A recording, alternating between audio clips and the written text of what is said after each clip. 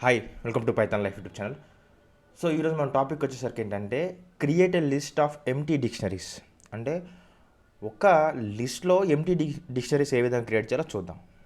For example ఈ విధంగా ఇది లిస్ట్ అనుకుంటే దీంట్లో ఏ విధంగా ఎంటీ డిక్షనరీస్ క్రియేట్ చేస్తాం, ఇలా ఏ విధంగా ఎంటీ డిక్షనరీస్ క్రియేట్ చేస్తాం అంటే ఒక లిస్ట్లో డిక్షనరీ అయినప్పటికీ లిస్ట్ అయినప్పటికీ టపుల్ అయినప్పటికీ ఏదైనా కూడా అది ఎలిమెంట్ కిందకే వస్తుంది, అది మాత్రం గుర్తుపెట్టుకోవాలి. సో దీనికి కోడ్ ఒక సింగిల్ లైన్లో రాయొచ్చు, అది ఇప్పుడు చూపిస్తాను. సో దీనికి మనము ఏ టాపిక్ యూస్ చేస్తామంటే లిస్ట్ కాంప్రిహెన్షన్ యూస్ చేస్తాము.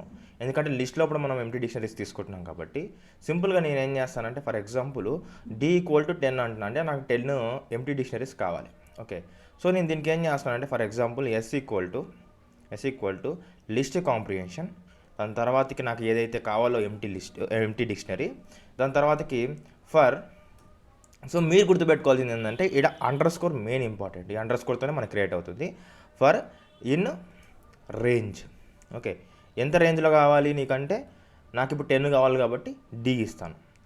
సో లేదు నేను ఒకటే లైన్లో రావాలి, నాకు ఆ కోడ్ రెడ్యూస్ చేయాలంటే నేను చూపిస్తాను. ఫర్ ఎగ్జాంపుల్ ఇలా క్రియేట్ చేసి నేను ఇప్పుడు ఒకవేళ ఎస్ని ప్రింట్ చేస్తే అవుట్పుట్ ఏమొస్తుందో చూద్దాం. ఎస్ని ప్రింట్ చేస్తే నాకు 10 ఎంటీ డిక్షనరీస్ లిస్ట్లో కూడా క్రియేట్ అవ్వాలి. ఒకసారి చూసినట్లయితే చూద్దాము.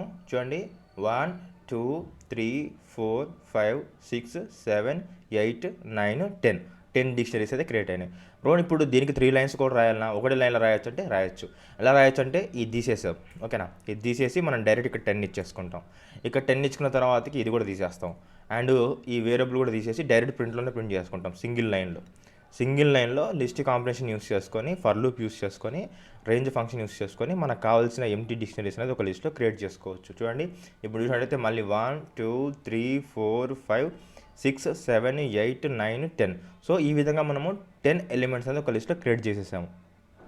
సో ఇలా అడుగుతారా క్వశ్చన్స్ అంటే అడగొచ్చు, చెప్పలేము. ఓకేనా, సో మీరు ఒకవేళ ఒక ఎంటీ డిక్షనరీస్ క్రియేట్ చేసుకోవాలనుకుంటే లిస్ట్ కాంప్రిహెన్షన్తో మీరు సింగిల్ లైన్లో రాయగలగాలి. అండ్ మీరు గుర్తుపెట్టుకోవాల్సింది అండర్ స్కోర్.